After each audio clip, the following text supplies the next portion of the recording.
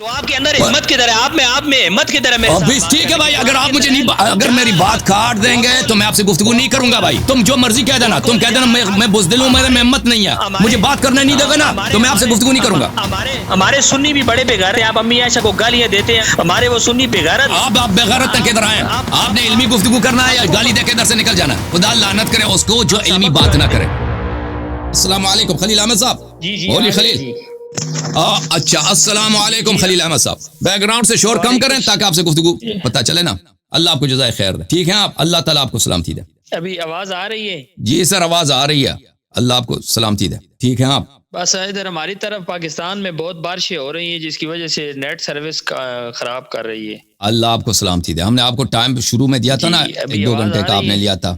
جی ہم اسی قول پہ ہیں، کوئی بات نہیں. جی آپ پچھلے ہفتے بھی ادھر جی، کال ابھی کیا تھا پر آواز آخر میں چلے گئے تھے. پچھلے ہفتے بھی کسی موضوع پہ آپ چلے نے نہیں 2 گئے ہفتے تھے پہلے بھی کال آپ نے. کیا تھا نا. آواز آ رہی ہے ابھی؟ آواز آ رہی ہے بھائی، بات کریں آپ. آواز آ رہی ہے آپ کی، بالکل واضح آواز آ رہی ہے. اس طرح ہے کہ بات اس پر کرنی تھی کہ ہمارا اور آپ کا ایک جو مسلمہ اصول ہے نا، آپ کی کتب میں بھی لکھا ہوا ہے یہ اصول اور ہماری کتب میں بھی ہے. آپ کی اصول کافی رجال کشی وغیرہ کے اندر بھی یہ اصول ہے اور ہماری کتب میں. اور یہ اصول کہ قرآن مجید جو ہے یہ سب سے بڑی دلیل ہے اور اس کے ساتھ کسی بھی چیز کو ثابت کیا جائے گا، اور کوئی روایات اور احادیث وغیرہ ہیں ان کو پرکھنے، ان کو قرآن کے سامنے لا کر پرکھا جائے گا. تو اس حدیث کو اصول قرآن کے اگر اوپر کسی اگر چلا حدیث جائے جی تو جی بہت جی آسانی ہے. جی آپ کے اوکے. سامنے آج ویڈیو نہیں چل رہی، میں آپ کو رجال کشی کا حوالہ اس پر آپ کو سنا دیتا ہوں. آپ کے سامنے کتاب ہوگی، اس کے اندر امام باقر رحمہ اللہ سے جو نقل کیا گیا ہے نا اصول، میں آپ کو سنا دیتا ہوں کہ ان کا قول ہے یہ کہ فَإِذَا أَتَاكُمُ الْحَدِيثُ فَأَعْرِضُوا عَلَىٰ كِتَابِ اللَّهِ عَزَّ وَجَلَّ. جب آپ کے سامنے کوئی حدیث آئے تو اس کو اللہ کی کتاب قرآن مجید پر پیش کرو. سنتی، اور نبی علیہ السلام نے فرمایا میری سنت پر پیش کرو. فما وافق کتاب اللہ و سنتی، جو کتاب اللہ اور سنت کے موافق ہو فخذوا به، اس کو لے لو. وما خالف کتاب اللہ و سنتی فلا تاخذوا به، اور جو کتاب اللہ اور سنت کے خلاف ہو اس کو نہ لو. یہ اب آپ کی کتاب یعنی احتجاج تبرسی وغیرہ کے اندر بھی ہے، یہ حدیث نقل کی گئی ہے. اس طرح رجال کشی کے اندر بھی ہے. تو یہ اصول آپ کی کتابوں میں بھی ہے اور ہماری کتابوں کے اندر بھی ہے کہ قرآن جو ہے وہ سب سے بڑی دلیل ہے. جو حدیث بھی ہوگی اس کو قرآن کے سامنے دیکھا جائے گا، اگر قرآن کے مخالف آ رہی ہے تو اس کو چھوڑ دیا جائے گا. یہ ہے کہ فخذوا به وما خالف کتاب اللہ و سنتی ولا تاخذوا به. تو یہ اصول ہے، اسی اصول پر بات کی جائے. جی ہم سن رہے ہیں، بات کرتے جائیں. جی، اور دوسرا رجال کشی کا حوالہ ہے کہ فاتقوا اللہ ولا تقبلوا علینا ما خالف قول ربنا، کہ اللہ سے ڈرو اور ہم پر وہ بات نہ کرو جو ہمارے رب کے قول کے خلاف ہو، وہ سنت صحیح. نبی صلی اللہ علیہ وسلم، اور نبی صلی اللہ علیہ وسلم کی سنت کے خلاف ہو. تو جی اسی اصول پر بات کریں گے.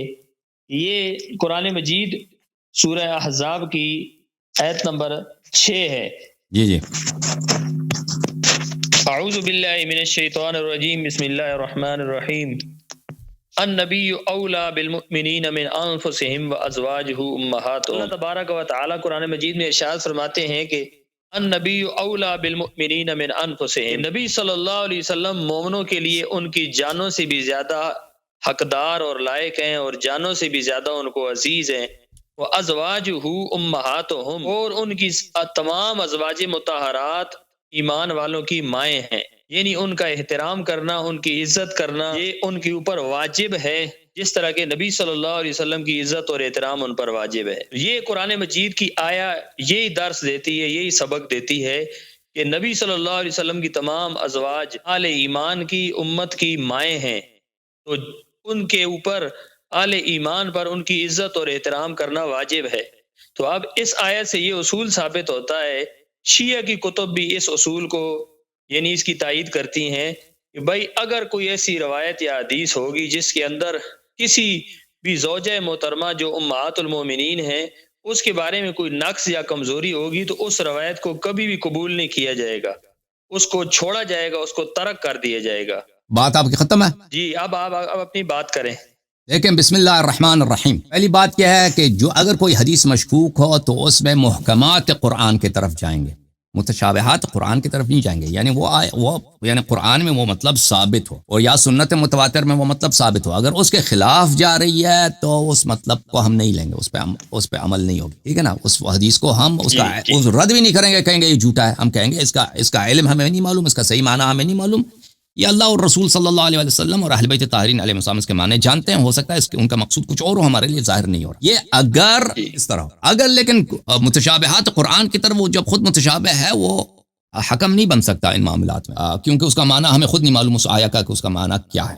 اب جہاں تک ازواج امہاتہم کا تعلق ہے تو میں آپ کی خدمت میں عرض کروں کہ پہلی بات یہ ہے کہ سورہ تحریم کو آپ کیوں بھول جاتے ہیں. سورہ تحریم میں ان اللہ تبارک و تعالی نے واضح طور پر بتا دیا ہے ان تتوبا الى الله فقد صغت قلوبكما وان تظاهرا عليه فان الله مولاه وجبريل وصالح المؤمنين والملائكه بعد ذلك ظهير. فرمایا فعسى ربه ان طلقكن ان يبدله ازواجا خيرا منكن مؤمنات مسلمات. اللہ تعالیٰ نے فرمایا ضرب اللہ مثلا للذین کفروا امرأة نوح وامرأة لوط كانتا تحت عبدین من عبادنا صالحین فخانتاهما فلم یغنیا عنہما من اللہ شیئا وقیل ادخلا النار مع الداخلین. تو عرض یہ ہے کہ محکمات آیات میں اور کسی کو شک بھی نہیں ہے کہ اسلام میں کوئی فرقہ یہ اس کا قائل ہی نہیں ہے کہ یہ آیات عائشہ اور حفصہ کے متعلق نہیں ہے، یہ آیات بالخصوص عائشہ حفصہ کے لیے متعلق ہیں، ٹھیک ہے نا. اور یہ واضح طور پر ان کی مذمت کے لیے، اور مذمت بھی کس حد تک، ان کا تظاہر علی النبی صلی اللہ علیہ وسلم، نبی صلی اللہ علیہ وسلم سے دشمنی کی شہادت قرآن نے دیا، اور قلوب ان کا ٹیڑھا ہے، دل ان کے ٹیڑھے ہیں. ربنا لا تزغ قلوبنا بعد اذ ہدیتنا، اور زیغ قلب دلالت کرتا ہے عدم ایمان پر، یہ قرآن کریم میں واضح ہے. اور پھر ضرب اللہ مثلا کہ اللہ تعالیٰ نے کنایے کے طور پر ان کی تشبیہ کی، کیسے تشبیہ کی؟ ان کی امرأت نوح اور امرأت لوط سے. تو یہ واضح طور پر ہے قرآن مجید میں یہ دو زوجہ ہیں نبی کریم صلی اللہ علیہ وسلم کے، ان کے متعلق قرآن کے واضح موقع. اب جہاں تک ازواج امہاتہم کا تعلق ہے، دیکھیں میرے بھائی، ازواج امہاتہم یہ خود عائشہ کہتی ہیں کہ یہ صرف اور صرف حرمت نکاح پہ دلالت کرتی ہے، اور اس کے دلائل بہت زیادہ ہیں. مثلا میں آپ کی خدمت میں عرض کروں یہ کتاب تفسیر الوسیط فی تفسیر القرآن المجید، لائزہ فرمائیے میرے محترم ناظرین، الوسیط فی تفسیر القرآن المجید، چھاپ دار الکتب العلمیہ، الجزء الثالث. یہ اس کے مصنف ہیں علی ابن احمد عبد الواحد الواحدی النیسابوری، یہ متوفا سنہ 468 ہے. یہاں پہ آپ کو لے کے چلتے ہیں صفحہ نمبر 459 میں میرے محترم ناظرین، ملاحظہ فرمائیے صفحہ 459 پہ انہوں نے آیات کے متعلق بات کی ہے. وَأَزْوَاجُهُ أُمُّهَاتُهُمْ، ازواجہم امہاتہم کا کیا مطلب ہے؟ فی حرمت نکاحن فلا يحل لأحد التزوج بواحدة منهن كما لا يحل التزوج بالام.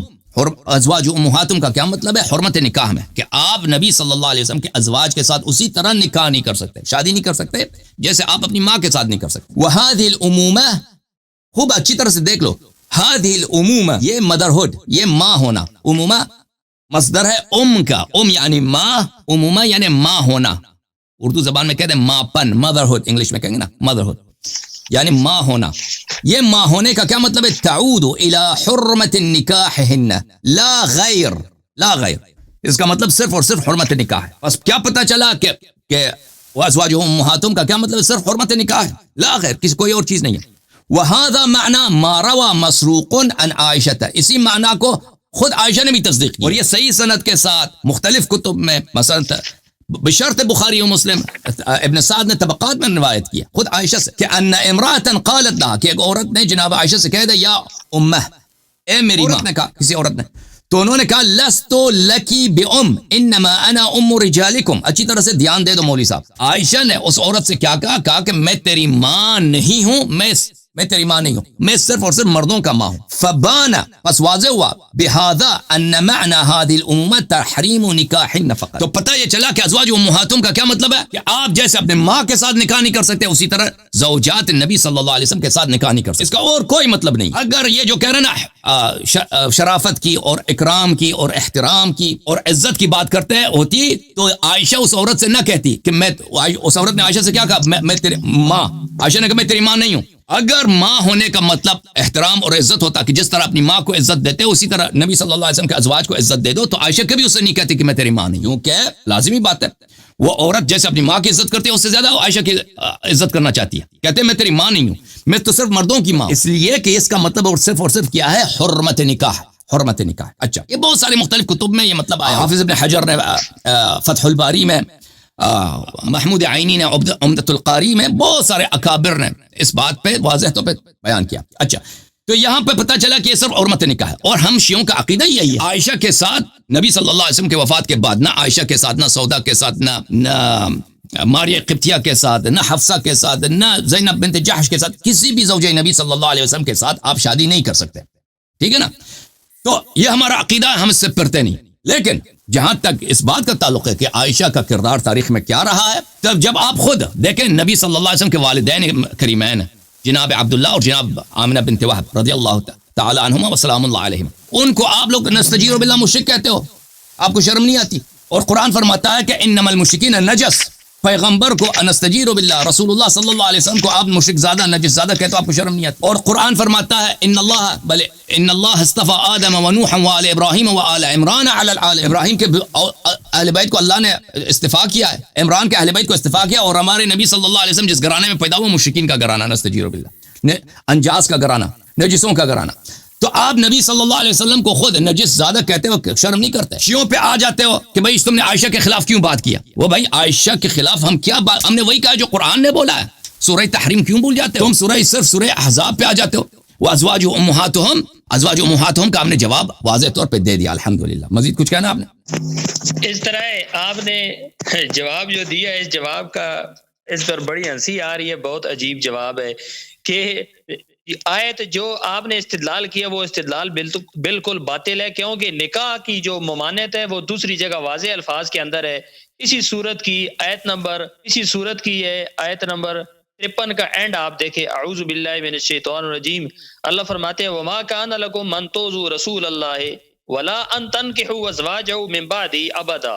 اللہ فرماتے ہیں تمہارے لیے جائز نہیں ہے کہ رسول اللہ صلی اللہ علیہ وسلم کو تکلیف دو، اور نہ یہ جائز ہے کہ ان تنکحوا ازواجہ من بعدہ ابدا، کہ تم ان کے بعد ان کی ازواج مطہرات سے نکاح کرو ہمیشہ کے لیے، یعنی تمہارے اوپر حرام ہے.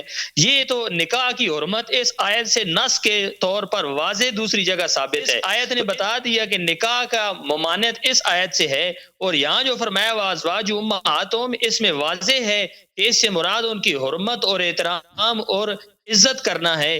اس کے علاوہ ان کے دوسری جگہ علیحدہ حکم ہے کہ جب ان سے سوال کرو پردے کی حالت میں کرو. وَإِذَا سَأَلْتُمُوهُنَّ مَتَاعًا فَاسْأَلُوهُنَّ مِن وَرَاءِ حجاب، کہ حجاب پردے کے پیچھے سے ان کے ساتھ تم بات کرو، سامنے آ کر بات نہ کرو. اب اگرچہ ماں کہا، لیکن یہاں منع کیا جا رہا ہے کہ تم ان کے سامنے نہ ہو. تو یہاں جو ماں کہا ہے اس سے مراد یہ ہے کہ ان کی عزت اور حرمت اور احترام کرو، کہ یہ مطلب نہیں ہے کہ نبی علیہ السلام کی عزت کرو اور ان کی ازواج مطہرات کو گالیاں دو. کہ جس طرح نبی علیہ السلام کی عزت ہے اس نسبت کی وجہ سے کہ ازواج مطہرات نبی علیہ السلام کی زوجہ ہیں، ان کی حرم محترم ہے، ان کی بیویاں ہیں، نبی علیہ السلام کے ساتھ ان کا نکاح ہوا ہے. نبی علیہ السلام فرماتے ہیں کہ میں کسی عورت کے بستر پر ہوتا تھا، میرے پاس قرآن نہیں آتا، لیکن عائشہ کی شان یہ ہے کہ جب میں عائشہ کے بستر پہ ہوتا ہوں وہاں رب قرآن بھی بھیجتا ہے، حضرت جبرائیل قرآن بھی لے کے آتا ہے. جب اتنی بڑی شان اور عظیم شان قرآن و سنت سے ثابت ہے واضح الفاظ کے ساتھ، تو اس آیت سے مراد یہ ہے کہ وہ ازواج امہاتہم، کہ نبی علیہ السلام کی بیویاں وہ ایمان والوں کی مائیں ہیں. النبی اولی بالمؤمنین من انفسہم، کہ نبی علیہ السلام ایمان والوں سے ان کی جانوں سے زیادہ بھی قریب ہے. اور یہی آیت کا سیاق و سباق ہی بتا رہا ہے. جب یہ فرمایا کہ نبی علیہ السلام ایمان والوں کے ساتھ ان کی جانوں سے زیادہ قریب ہیں، تو ان کی ازواج مطہرات کی عزت بھی ایمان والوں پر فرض ہے. اس کا میں جواب دیتا ہوں. اس کے اندر سے کیا ثابت ہوتا ہے؟ سورۃ تحریم میں آ جاتے ہیں، اس آیت پر آئیں. اس میں اللہ نے کیا فرمایا؟ اس کے اندر تو تعریف اور شان ثابت ہو رہی ہے، اور زیادہ ان کی اللہ رب العزت عزت فرما رہے ہیں. کہ فرمایا کہ ان تتوبا، اس سے پہلے کہ آپ ادھر جائیں، اس سے پہلے کہ آپ ادھر جائیں، ازواج امہاتہم. ایک منٹ میرا آپ سے سوال ہے. اس سے پہلے کہ آپ دوسرے آیت کی طرف چلے جائیں، اس سے پہلے کہ آپ دوسرے آیت کی طرف چلے جائیں بھائی صاحب، اگر اسی آیت ازواج امہاتہم کے متعلق بات کرنا ہے تو بات کریں. اس سے پہلے کہ اس کی طرف چلے جائیں، میرا سوال ہے ازواج امہاتہم کے متعلق. آپ کیوں گئے؟ میں آپ اس کا جواب، آپ تحریم، میں نے اس سے استدلال ہی نہیں کیا بھائی، میں نے صرف اشارہ کیا. ابھی ازواج امہات سے میں نے آپ سے سوال کرنا ہے. کرے سوال یہ ہے کہ جب عائشہ خود کہ عائشہ سے کسی عورت نے کہا میری ماں، وہ مسلمان تھی، وہ کہ یہودن نہیں تھی، ٹھیک ہے نا، اور میں نے آپ کی اپنی تفسیر دکھا دیا کہ ازواج امہاتہم کا کیا مطلب ہے. ازواج حرمت نکاح مراد ہے، اور شیعوں کا عقیدہ بھی حرمت نکاح. حرمت نکاح اور بھائی بات سنو، آیت میں واضح ذکر ہے. بات سنو، پہلے نہیں میں سنتا. یہ غلط بات ہے. بہت سن لو بھائی، آپ کو سننا پڑے گا، آپ کو سننا پڑے گا. ایک مطلب قرآن میں 10 جگہ ہے، اگر قرآن میں ایک بات کی تکرار ہوئی ہے تو اس کا مطلب یہ نہیں ہے کہ وہ سب باطل ہے. قرآن میں تکرار بہت ہے. فذکر فإن الذکر تنفع المؤمنین، تو قرآن میں تکرار بہت ہے، اس میں کوئی دلیل ہی نہیں بنتی کہ دوسری آیت میں تو اس آیت میں نہیں ہو سکتا. آپ کے اپنے مفسر نے کہہ دیا اب نمبر 1. پھر اس کے بعد جب عائشہ نے خود عائشہ سے اس عورت نے کہہ دیا اے میری ماں، عائشہ نے اس سے کیا کہا کہ میں تیری ماں نہیں، میں مردوں کی صرف. تو یہ کیا ہے؟ اگر یہ حرمت نکاح نہیں تو عائشہ کو اس آیت کا مطلب نہیں معلوم تھا، ٹھیک ہے نا. پھر آپ جو حرمت نکاح کی بات کر رہے ہیں اس کی وجہ بھی بتائیں نا کہ کیوں یہ آیت نازل ہونا پڑا کہ آپ نبی صلی اللہ علیہ وسلم کے ازواج سے کبھی ازدواج نکاح نہیں کر سکتے. وہ کون سے صحابہ تھے جن کی وجہ سے آیت نازل ہو گئی کہ ان کی غلط نگاہیں تھے عائشہ پر؟ وہ کون صحابہ تھے؟ ان کے نام ذرا بتانا ہمیں. یہ نہ کوئی بھی نہیں. اللہ نے قرآن میں مطلقاً یہ اللہ نے قیامت تک کے لیے اصول بتایا. یہ میں نے آپ کو شروع میں یہ اصول بتایا کہ کوئی غلط روایت، ضعیف روایت نہیں چلے گی قرآن کے مقابلے میں. قرآن صحابہ کے بارے میں اللہ فرماتے ہیں اولئک هم المتقون، میرے نبی کے سارے صحابہ تقوی والے ہیں، پرہیزگار ہیں.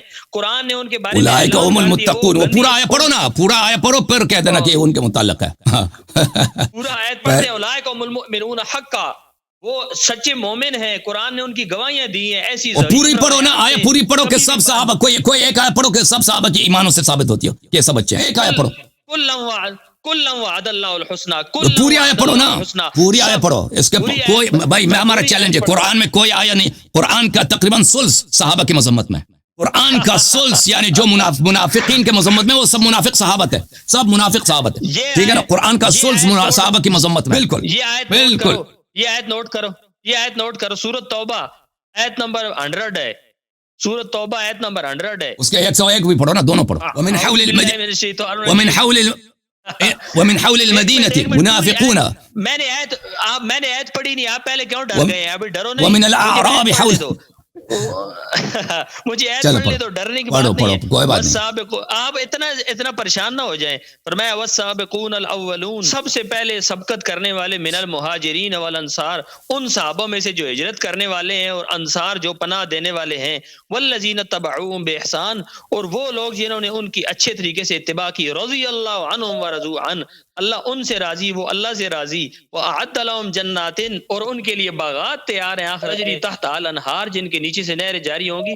خالدین فیہا ابدا، وہ اس میں ہمیشہ رہیں گے. ذالک الفوز العظیم، یہ بہت بڑی کامیابی ہے. اب اگلی آیت میں جن لوگوں کا بیان ہے وہ ان سے جدا ہیں. اللہ فرماتے ہیں وممن حولکم من الاعراب منافقون، اللہ فرماتے ہیں آپ کے ارد گرد دیہاتیوں میں سے کچھ منافق ہیں. ایک منٹ ابھی مردوا علی النفاق، جو نفاق کے اوپر بڑے پکے ہیں. لا تعلمہم، اے میرے نبی آپ ان کو نہیں جانتے. نحن نعلمہم، میں اللہ ان کو جانتا ہوں. سنعذبہم مرتین، ہم ان کو 2 عذاب دیں گے. ثم یردون الی عذاب عظیم، پھر ان کو 2 بڑے عذاب کی طرف لوٹایا جائے گا. اس آیت نے تقسیم کر دیا. پچھلی آیت میں جن کا ذکر ہے وہ ان میں شامل نہیں ہے. منافقین ہیں جو باہر سے کلمہ پڑھتے تھے، اندر سے منافق. ہم بھی یہی کہتے ہیں، ہم بھی یہی کہتے ہیں. صحابہ کرام یعنی صحابہ کرام. ایک منٹ، استغفر اللہ، خدا کی لعنت ہے اس قول کے اوپر کہ صحابہ میں یہ بات نہیں تھی. صحابہ کے اندر بالکل سب صحابت ہے، سبھی صحابت ہے.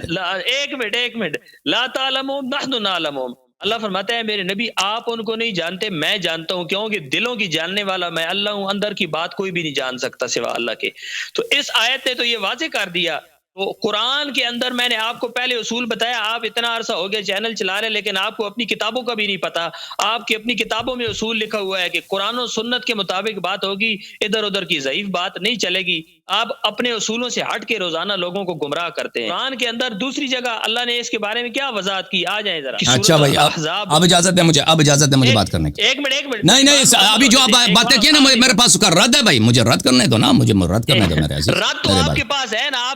آپ نے تو ٹھیکہ اٹھائے ہوئے، آپ نے قسم اٹھائی ہوئی ہے غلط خواہ مخواہ رد کرنے کا. آپ نے پہلی بات اب سننے دو، اب بات کرنے دو بھائی، اب بات کرنے دو بھائی. میرے بھائی میں درمیان میں ٹوکوں گا. اچھا میں نے غلط بات کی تو ٹوک دینا بھائی. بسم اللہ الرحمن الرحیم. میرے محترم ناظرین، والسابقون الاولون من المہاجرین والانصار، یہ آیا کس کے لیے؟ یہ کہہ رہے تھے کہ سب صحابہ اچھے ہیں نا. یہ آیا سب صحابہ کے لیے نہیں، یہ صرف سابقون اولون کے لیے، وہ خاص افراد ہیں جو مہاجرین اور انصار میں سے. والذین اتبعوهم باحسان، اور جو ان کے اتباع کرے سچے راستے پر الی یوم القیامہ. تو یہ آیا یہ کہہ رہے ہیں سب صحابہ کے لیے، سب صحابہ کے لیے نہیں، سابقون اولون کے لیے. اور سابقون اولون میں ابو بکر عمر شامل نہیں ہے. اس کی دلیل کیا ہے؟ وہ دلیل اس کی وہ اپنی جگہ ایک بحث. سابقون اولون کون ہے؟ امیر المؤمنین علیہ السلام سلمان ہے. او بھائی سن لو پلیز، مجھے بات کرنے دو. او بھائی بات کرنے دو. اس کی دلیل شیعہ کی کتابوں میں لکھی ہوئی ہے کہ او بھائی مجھے بات کرنے دو نا ابھی. او بھائی مجھے بات کر، اس طرح بات ہم بات نہیں کر سکیں گے. خلیل صاحب اگر تم مجھے کاٹتے رہو گے نا، بات کریں گے میں رد کروں. نہیں اگر آپ مجھے کاٹیں گے تو میں آپ سے گفتگو نہیں کروں گا. ختم بات ہے. یہ اسلوب ہی نہیں ہے.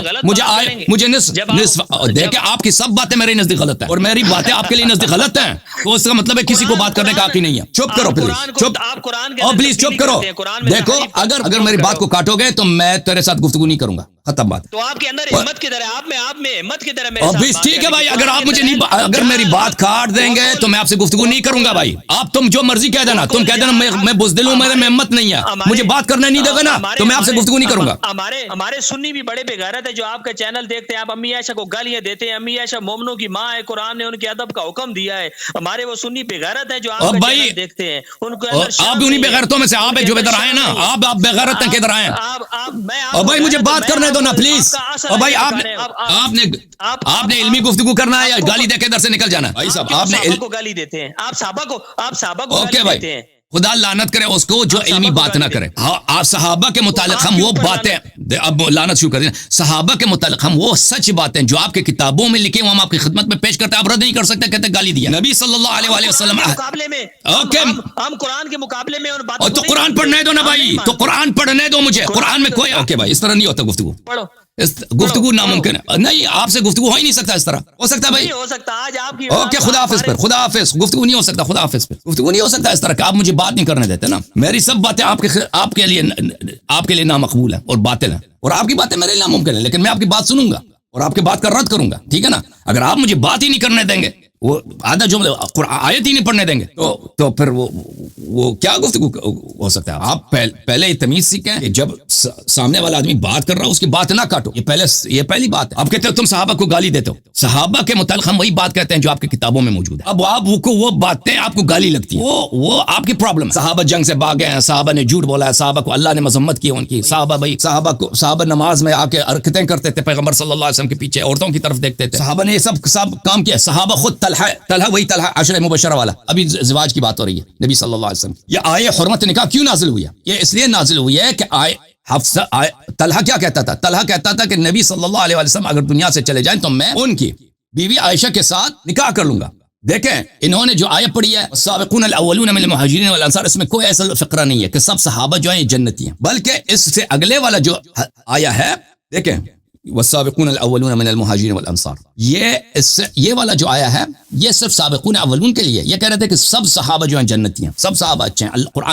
اللہ نے قرآن میں شہادت دی. یہ آیا وہ نہیں کہہ رہا، یہ سابقون اولین کے لیے اور جو ان کے اتباع کریں قیامت تک. یعنی یہ صحابہ سے اس کا تعلق ہی نہیں. قیامت تک آنے والے لوگ جتنے لوگ اتباع کریں گے سابقین اولین کے، اللہ ان سے راضی ہے، وہ جنت میں. ٹھیک ہے، وہ سابقون اولین کون ہے الگ بحث ہے، لیکن یہ خود نہیں کہتے کہ سب صحابہ سابقون اولون ہیں. یہ خود نہیں کہتے. تو یہ کہ اس آیت سے استدلال کرنا کہ سب صحابہ اچھے ہیں، سب صحابہ بے عیب ہیں، یہ بالکل باطل ہے. دوسری بات وَمِمَّنْ حَوْلَكُمْ مِنَ الْأَعْرَابِ مُنَافِقُونَ، آپ کے ارد گرد مدینے کے باہر جو عرب رہتے ہیں، اعراب رہتے ہیں، ان میں منافق ہیں، ان میں منافق. وَمِنْ أَهْلِ الْمَدِينَةِ مَرَضُوا عَلَى النِّفَاقِ، اور مدینہ والوں میں، مدینہ میں کون رہتے تھے سوائے مہاجرین انصار کے؟ مہاجرین اور انصار کے علاوہ مدینہ میں کون رہتے تھے؟ کوئی نہیں تھا مدینہ منورہ میں مہاجر انصار. لا تعلمهم نحن نعلمهم، آپ ان کو نہیں جانتے، ہم جانتے ہیں. یعنی ان کا مرضوا علی النفاق، یعنی یہ نفاق کے انہوں نے پریکٹس کیا، نفاق میں یہ استاد بن گئے. مرضوا یعنی اتنا انہوں نے نفاق کا پریکٹس کیا کہ ظاہر میں مسلمان لگتے ہیں، باطن میں کافر ہیں کہ کسی کو پتہ ہی نہیں چلتا. نبی صلی اللہ علیہ وسلم آپ بھی نہیں جانتے، میں ان کو جانتا ہوں. اللہ کہتا ہے یہ کون تھے سوائے صحابہ کے؟ ظاہر میں مسلمان ہیں، باطن میں پیغمبر بھی ان کو نہیں جانتے کہ منافق. آیت تو شہادت دے رہا کہ صحابہ میں منافق ہیں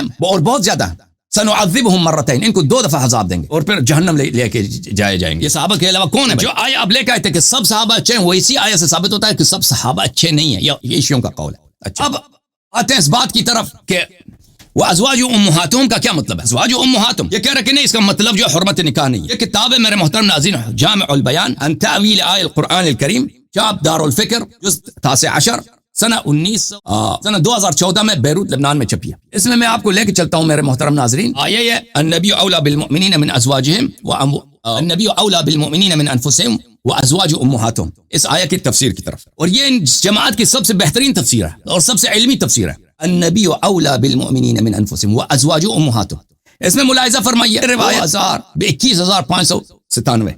النبی اولا بالمؤمنین من انفسهم وابو لهم وذكر لنا ان نبی اللہ صلی اللہ علیہ وآلہ وسلم قال. اچھا، وقول وازواج امهاتهم وحرمة ازواجی حرمة امهاتهم عليهم في انهن يحرم عليهن نکاحهن من بعد وفاته. یہ جو ازواج امہاتم کا کیا مطلب ہے کہ اسی طرح جیسے آپ کی ماں اپنی ماں سے نکاح نہیں کر سکتے، ان سے نکاح نہیں کر سکتے، ازواج نبی صلی اللہ علیہ وسلم سے نکاح نہیں کر سکتے. كما يحرم عليهم نکاح امہاتم وبنحو الذي قلنا قال اہل التاویل. اسی طرح اہل تاویل نے سب بھی صحابہ اور تابعین کے مفسرین نے بھی اسی طرح تفسیر کیا. یہ کتاب ہے میرے محترم ناظرین السنن الکبریٰ للبیہقی جزء السابع چاپ دار الکتب العلمیہ. یہاں پہ آپ کو لے کے چلتے ہیں میرے محترم ناظرین صفحہ نمبر 111 میں. 111 یہ حدیث نمبر ہے 13422. مسروق روایت کرتا ہے اور یہ سند صحیح بشرط البخاری. ان عائشہ، ایک عورت نے عائشہ سے کہا یا امہ، اے میری ماں. اس نے کہا انا ام رجالکم لست بامکی، میں آپ کے مردوں کی ماں ہوں اور آپ کے عورتوں کی ماں نہیں ہوں. اب میں آپ کو ایک تفسیر دکھانا چاہتا ہوں جماعت مخالفین کی. ایک منٹ میں لے کے آتا ہوں تفسیر. یہ کتاب ہے تفسیر سمرقندی میرے محترم ناظرین. یہ حرمت نکاح کیوں نازل ہوئی ہے، اس کی وجہ ہے، یہ بہت لمبی کہانی ہے کہ صحابہ کس طرح نبی کریم صلی اللہ علیہ وآلہ وسلم کو ستاتے تھے. تفسیر السمرقندی المسمى تفسیر بحر العلوم، یہ جزء ثالث چاپ دار الفکر، کتاب چھپی ہے سنہ 2010 میں. ملاحظہ فرمائیے صفحہ نمبر 67 ہے، تفسیر سورۃ الاحزاب ہے. ان طلحہ ابن عبید اللہ، اے طلحہ ابن عبید اللہ التیمی جو عشرہ مبشرہ میں سے ہے، ٹھیک ہے نا، اس نے کہا لئن مات محمد، رسول اللہ بھی اس نے نہیں بولا صلی اللہ علیہ وسلم، اس نے کہا یہ محمد اگر مر جائے نستجیر باللہ لاتزوجن بعائشہ. اب یہ بہت لمبی کہانی ہے، اس کے روایات بہت زیادہ ہیں، ان کے اپنے کتب میں. ان کا جو ہے اللہ آپ کا بلا کرے امام السنہ محی السنہ اس کو کہتے ہیں، بغوی صاحب، اس نے بھی اپنی تفسیر میں لکھا ہے تفسیر البغوی محی السنہ محمد ابن الحسین ابن مسعود البغوی، ابو محمد الحسین ابن مسعود البغوی، متوفى سنہ 516، چاپ دار الطیبہ، کتاب چھپی ہے سنہ 1412 ہجری میں. یہ اس میں آپ کو لے کے چلتے ہیں میرے محترم ناظرین تفسیر سورہ احزاب میں. یہ تفسیر ہے تفسیر سورہ احزاب، ملاحظہ فرمائیے جلد نمبر 6 اور یہ صفحہ نمبر ہے 771. ولا ان تنكحوا ازواجه من بعده ابدا، آپ کے لیے جائز نہیں ہے کہ نبی صلی اللہ علیہ وسلم کی کسی بیوی کے ساتھ نکاح کریں، ابد تک جائز نہیں. نزلت فی رجل من اصحاب النبی صلی اللہ علیہ وآلہ، ایک صحابی کے متعلق نازل. قال لئن قبض رسول اللہ صلی اللہ علیہ وآلہ وسلم لانکحن عائشہ، اس نے کہا کہ پیغمبر مر جائے تو میں عائشہ سے نکاح کروں گا. اور یہ کتنی بغیرتی کی بات ہے، آپ خود سوچیں بھائی. آپ کسی بھی شخص پیغمبر کو چھوڑیں، ایک شخص اگر زندہ ہے اس کی بیوی کے متعلق اگر یہ بات کریں نا لوگوں کے درمیان فلاں مر جائے میں اس کی بیوی، یہ اس کی بڑی بے عزتی ہے، بڑی بغیرتی ہے، بہت ہی تکلیف کا سبب ہے.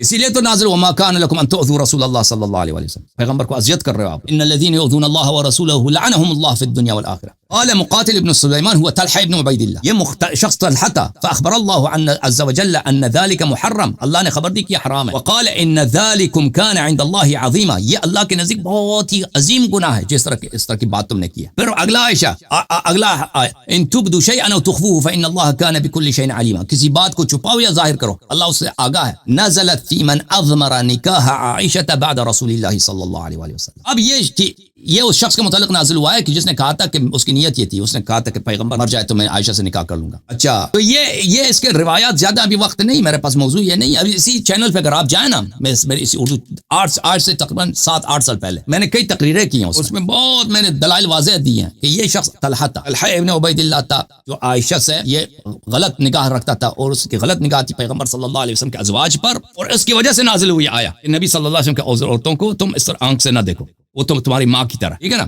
یہ ماں کی طرح یعنی حرمت نکاح ہے. اب اس کا مطلب یہ نہیں کوئی غلط کام کر ہی نہیں سکتی.